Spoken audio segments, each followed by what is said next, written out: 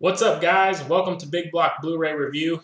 And today we're going to be talking about the Best Buy exclusive Thor the Dark World Steelbook.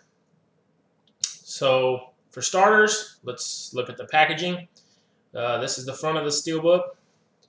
On the front here, this is debossed with the Marvel symbol. Go ahead and show the spine.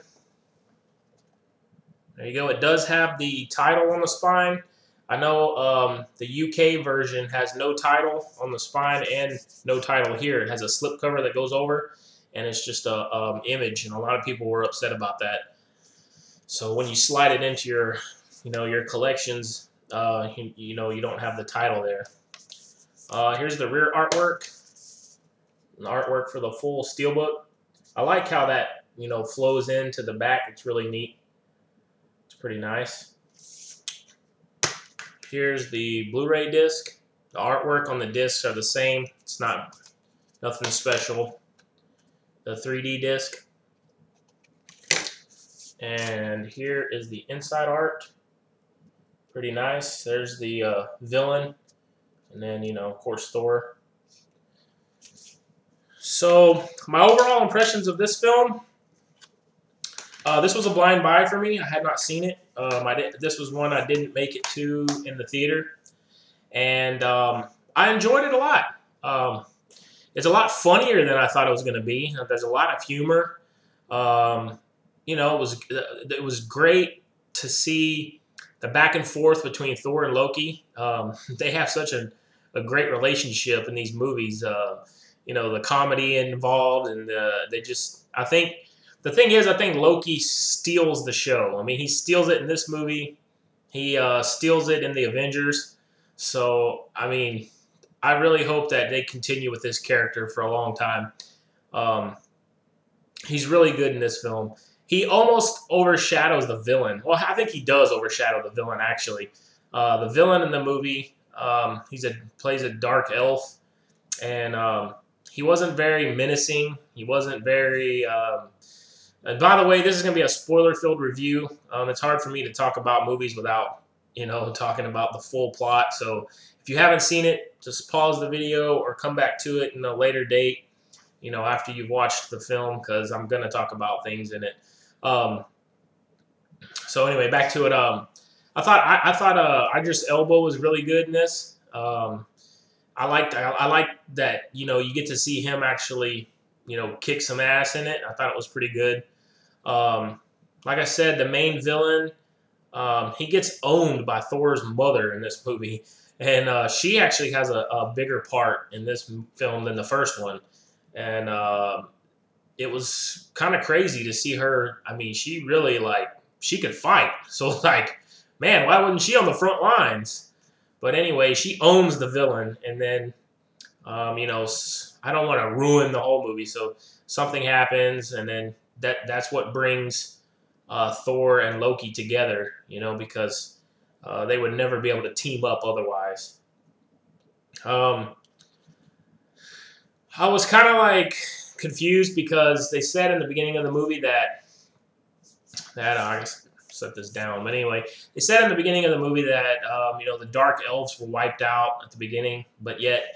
The main dark elf, he wakes up and he decides he's going to go back after this ether, I guess they call it. And it's later on at the very end of the movie, you find out that it's the second part of the Infinity Gauntlet. But anyway, he's going to make the whole there's 9 realms, and he's going to make all the realms go into darkness with this ether. And he wakes up, and then all of a sudden he has this huge army of dark elves, and it was like, wait a minute, I thought they were all wiped out. But I don't know, it's one of those things. Don't ask questions, just watch the movie and enjoy it, I guess. It was a cool cameo in here from Captain America.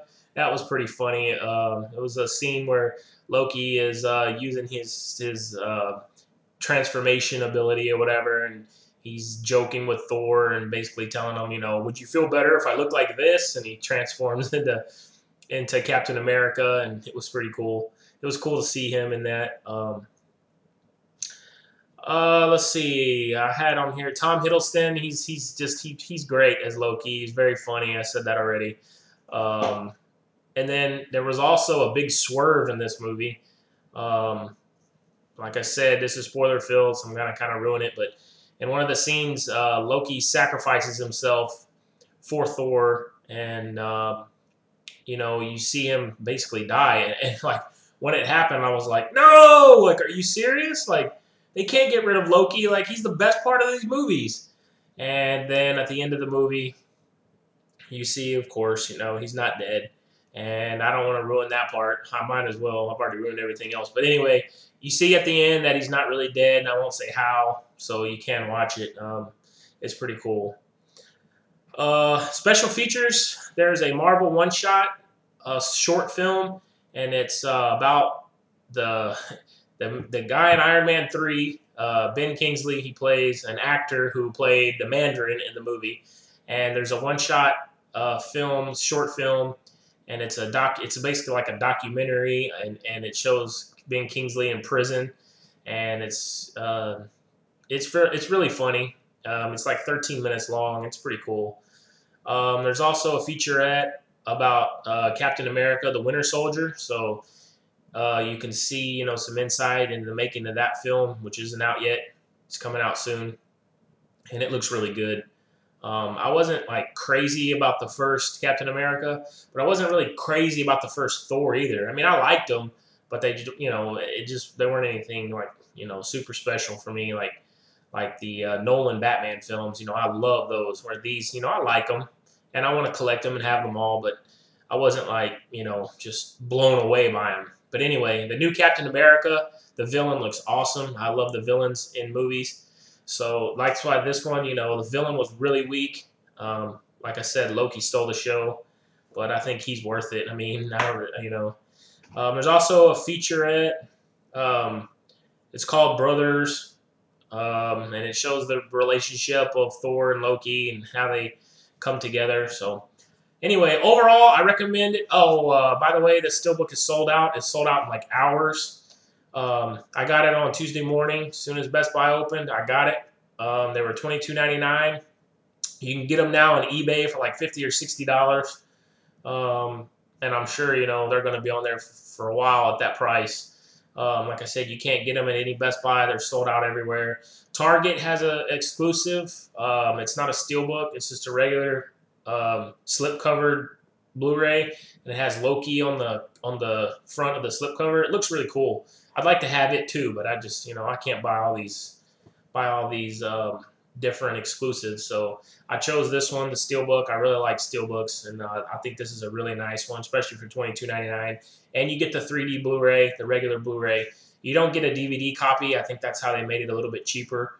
Because I would have expected it to be like $27 or $29 with the 3D Blu-ray, but it was $22.99 with no DVD. That's fine. I don't watch any DVDs, so overall, I would recommend it. Even if you're not a huge fan, just pick it up out the Redbox and check it out. I think it's a good movie. You'll enjoy it. So that's my review. Thanks for watching. See you later.